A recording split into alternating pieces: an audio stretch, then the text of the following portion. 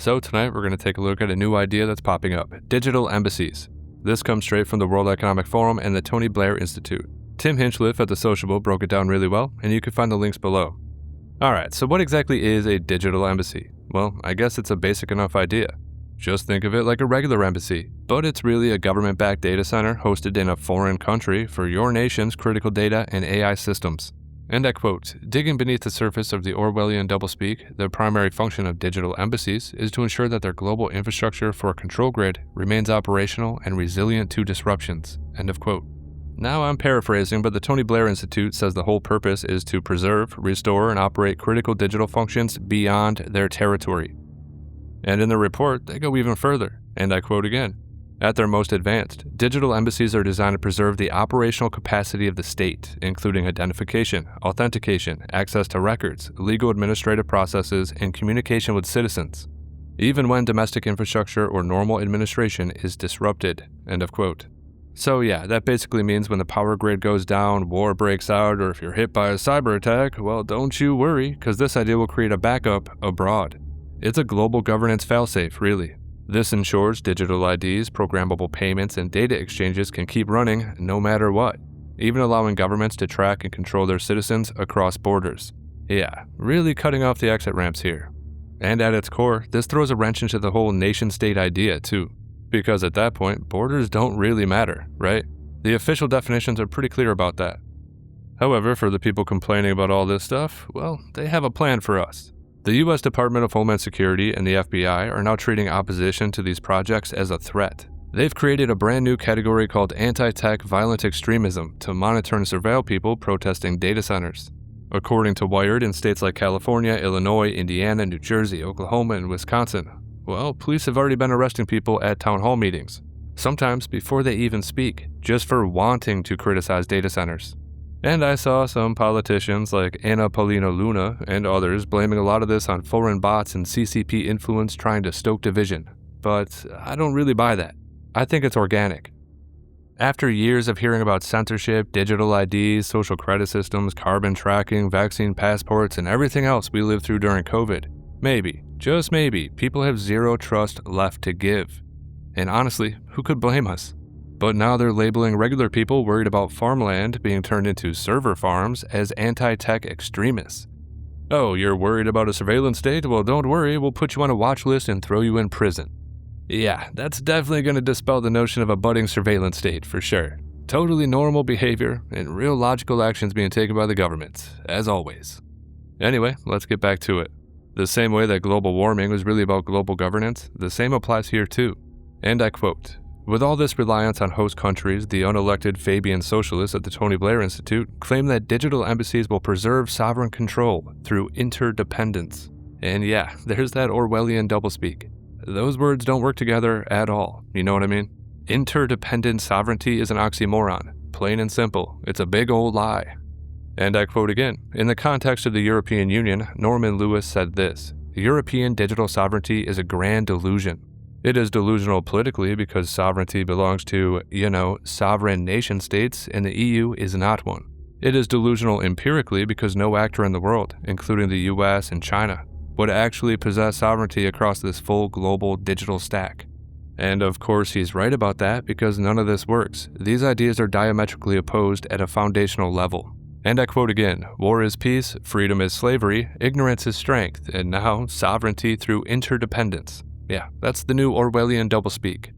I imagine these people laughing their asses off while they come up with these inherent contradictions too, because there's no way it's accidental. They must assume the general public has zero ability to spot language tricks, or they just don't care anymore. But I get the feeling that it's got to be like an inside joke to them, because it's way too blatant. Anyway, the article goes on to point out that they're sticking to their Fabian roots by pushing this gradually. The Tony Blair Institute straight up says, government should proceed incrementally. Of course. I mean, you can't have people realize what's happening, right? It's the old frog in a pot scenario. And I quote again, "This is another step towards a type of multipolar control that supersedes any single nation. A type of interoperable world governance that's going to require formal international rules." End of quote. And yeah, this is the New World Order that they're always talking about. From World War II through today, they called it the International Rules-Based Order, or the Liberal World Order, But this is just going to be version 2.0 or 3.0 or whatever it is. And also, you know how all these people subscribe to George Soros' ideology of an open society, borderless and global? Well, Soros got the idea from philosopher Karl Popper, but everyone in the political establishment believes this, and the plan is continuing to unfold right before our eyes. However, let's keep going. Again, I'm paraphrasing, but the TBI report acknowledges the risk.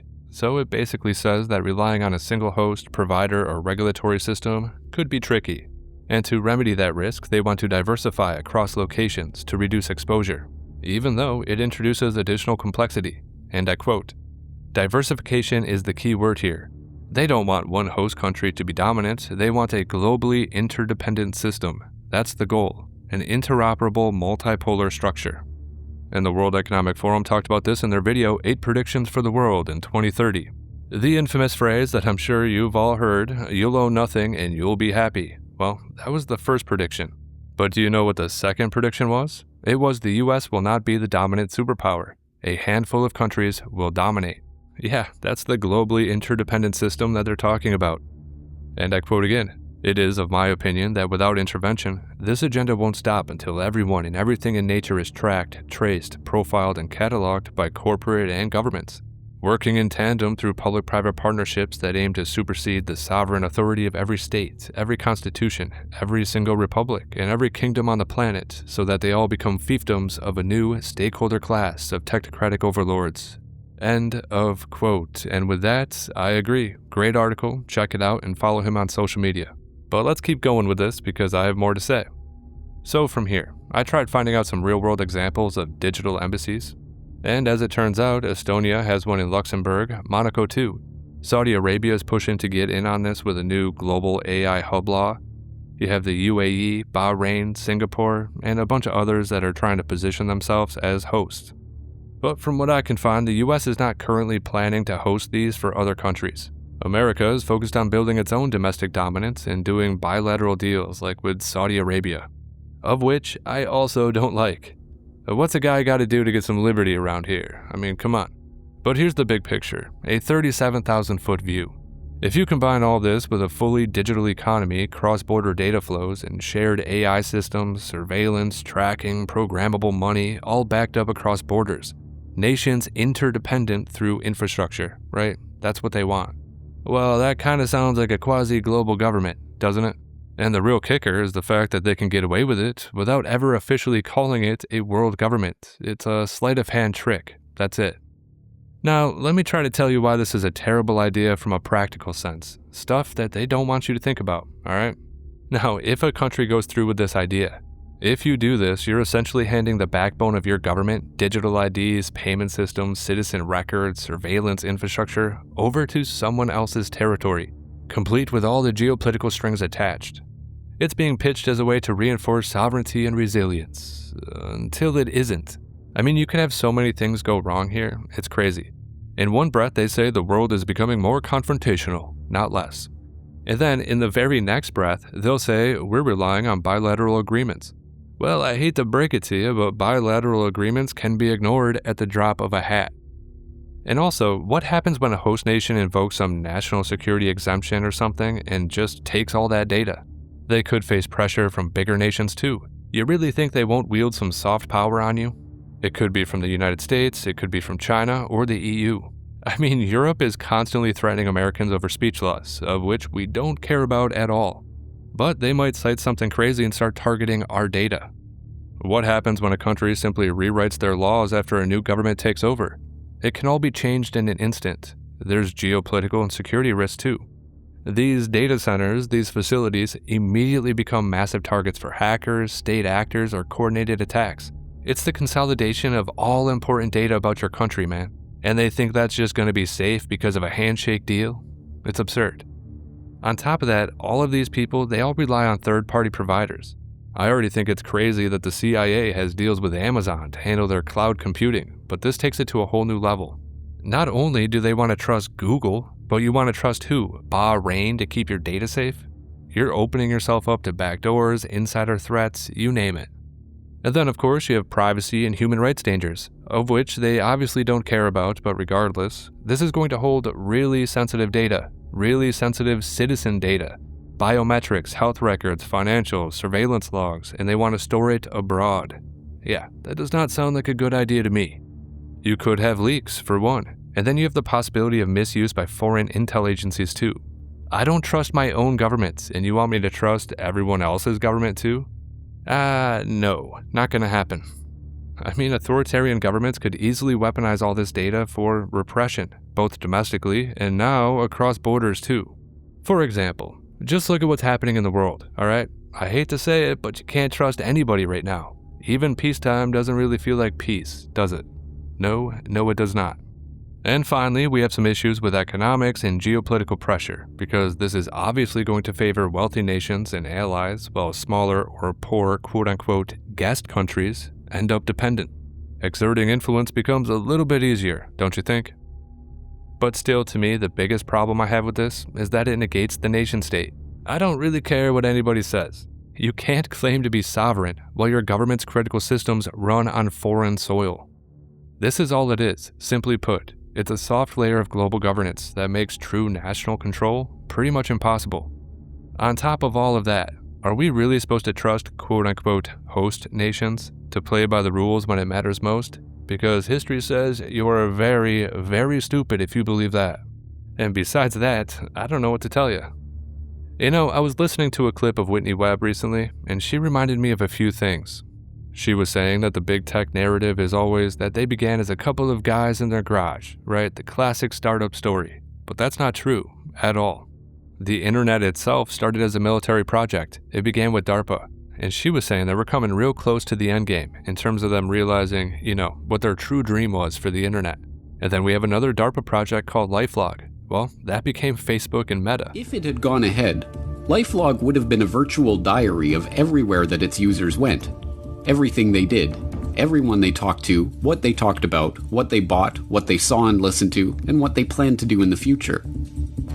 It immediately drew criticism as an obvious attempt by the government to create a tool for profiling enemies of the state, and even supporters of the plan were forced to admit that LifeLog could raise eyebrows if DARPA didn't make it clear how privacy concerns would be met. But then, without explanation, the announcement was withdrawn and the project was dropped. DARPA spokesperson Jan Walker chalked the cancellation up to a change in priorities at the agency, but researchers close to the project admitted that they were baffled by the sudden stopping of the program. I am sure that such research will continue to be funded under some other title, wrote one MIT researcher whose colleague had spent weeks working on the proposal. I can't imagine DARPA dropping out of such a key research area. The cancellation of LifeLog was reported by Wired.com on February 4, 2004. That very same day, a Harvard undergrad named Mark Zuckerberg officially launched thefacebook.com, the first incarnation of Facebook. Yeah, now there was also an old program called Total Information Awareness. Well, that basically became Palantir, alright? These have become reality. She said, and I quote, "A lot of these big Silicon Valley companies are just masquerading as we started in our garage. No, these were created by military intelligence, privatized, and we willingly gave them our data.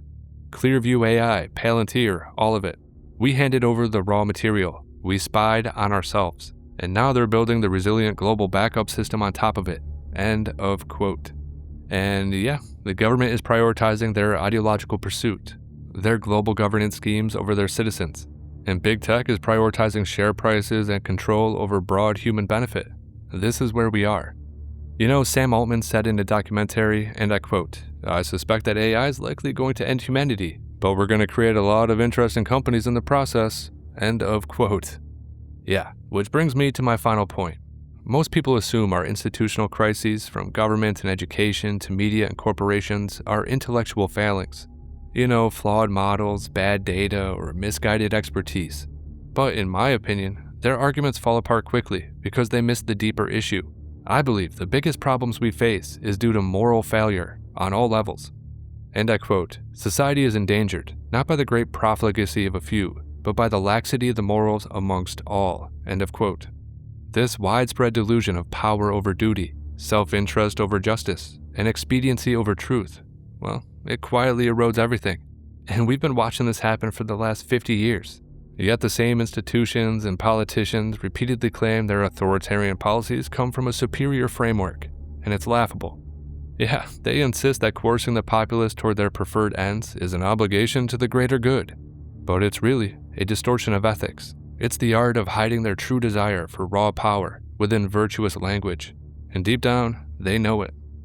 Aristotle called this akrasia, weakness of will, where character collapses even when the mind sees clearly. So yeah, when moral habits atrophy across a society, no amount of clever policy or expert decree can actually save it. It comes down to you. And in this situation, the only remedy becomes restore virtue and accountability, or the institutions, and really, society as a whole, will continue to rot from within.